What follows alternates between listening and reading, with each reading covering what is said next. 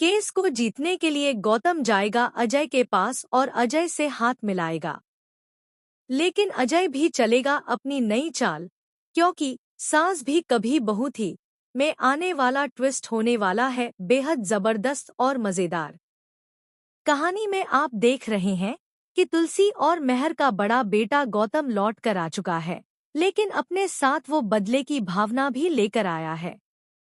दरअसल गौतम इसी बात से परेशान है कि उसे उसका हक नहीं मिला, जबकि बाकी सभी बच्चों को उनका हक मिल गया। हालांकि तुलसी ने कभी अपने बच्चों में भेदभाव नहीं किया, सबको अच्छे संस्कार दिए, अच्छी परवरिश दी और उन्हें काबिल इंसान बनाया।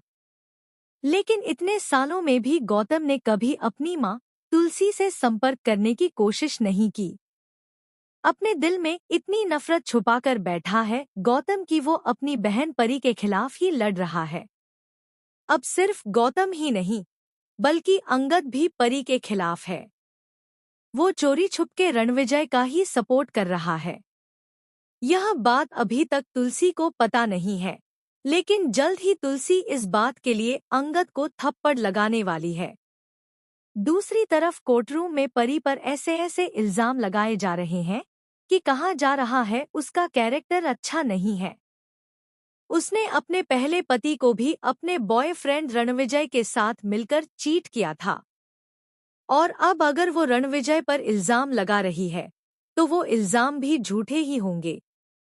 लेकिन ये कहाँ लिखा है कि अगर कोई इंसान एक बार गलती करता है तो वो दोबारा वही गलती करेगा, या फिर उसके साथ कुछ गलत हो ही नहीं सकता। ऐसे में दोस्तों, यहाँ पर बहुत सारे ट्विस्ट आने वाले हैं, क्योंकि अजय इस केस में परी का सबसे बड़ा गवाह बनने वाला है। परी पर जो जुल्म हो रहे हैं, जो मारपीट हो रही है, वो सारी हरकतें रणविजय कर रहा है। लेकिन वो बड़ी आसानी से इन सब चीजों से निकल जाता है। उल्टा अगर यह केस रणविजय जीत गया तो उसे शेयर्स भी मिलेंगे और बहुत भारी कॉम्पेंसेशन भी मिलेगा। यानी अब यह केस पूरी तरह से रणविजय की तरफ जाता हुआ नजर आ रहा है।